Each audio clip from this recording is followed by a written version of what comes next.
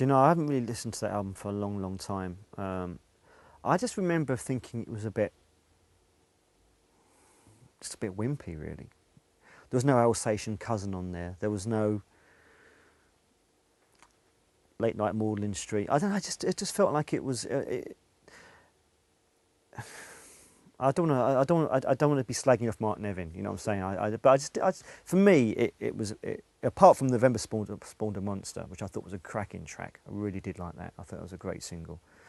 I actually went down to the studio. Actually, it's funny. He invited me down to this very palatial kind of residential studio, which Langer and Winstanley were working at the time. And I went down there just to kind of see. You know, he invited me down, so I went down to see him. And I felt very awkward straight away. I didn't feel very comfortable, so I didn't hang around for too long. But I felt that album did underachieve. I don't think it was the right combination. I think he returned the following year with a much stronger album with Mick Ronson producing. I thought Your Arsenal was a great album, actually. I really enjoyed that record.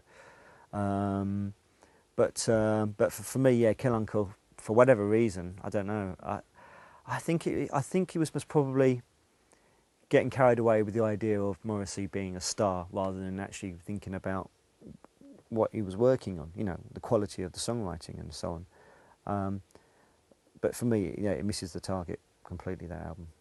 I think Mick Ronson did a great job on Your Arsenal, because the actual band that he pulled together for that album, which was like the rockabilly band as it were, I saw them playing. That was the first time Morrissey started playing live with the band. I think he started going out, and I went to see him play at Wembley, and I was so disappointed.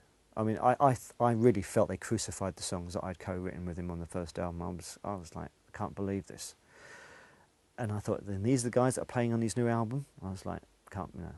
But when I heard the album, I thought it was a very good piece of work. And I think Alan White and Buzz Boyer actually are growing to become good composers, you know, with Morrissey. So I don't want to be slagging them off. But I really didn't think, when I first saw that band playing live, I just thought, this is not going to work. But the album was good, and a lot of credit I think has to go to Mick Ronson. I think it was important for Morrissey, I think, to work with someone like him, someone he respected, because obviously he was a huge Mick Ronson fan, being, you know, Big Barry kind of glam era fan as I were, and I think, God rest him, if Mick Ronson had lived longer, he would have most probably continued working. I would have liked to have thought he would have continued working with Morrissey, but alas, it was not to be.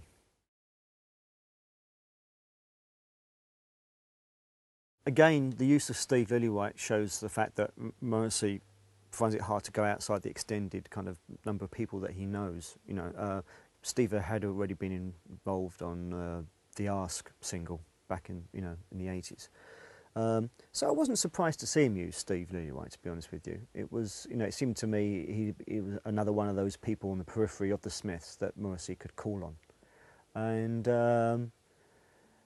You know, he's a very professional producer, knows how to get a good sound, knows how to kind of make a good record. So, you know, but to me, I don't know, that album, Vauxhall and I, was the first one I think that Lillywhite did with him. And at the time it got rave reviews, and it was kind of, people were going, you know, getting very excited about. To me, personally, I preferred Your Arsenal.